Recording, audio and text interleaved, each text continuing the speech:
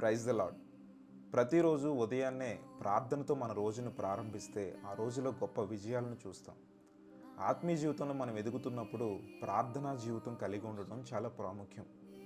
ఎందుకంటే ప్రతిరోజు కూడా మనం సాతానుతో పోరాడాలి, సాతాన్ని మనం జయించాలి, సాతాన్ని ఓడించాలి.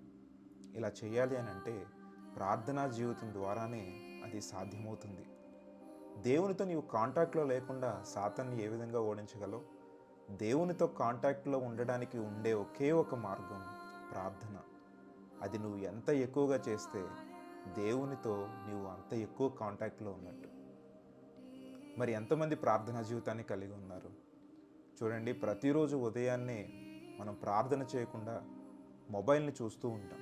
ఎవరు మెసేజ్లు పంపించారా, ఎవరు గుడ్ మార్నింగ్లు పంపించారా అని. అలా కాకుండా నీవు ఉదయం లేవగానే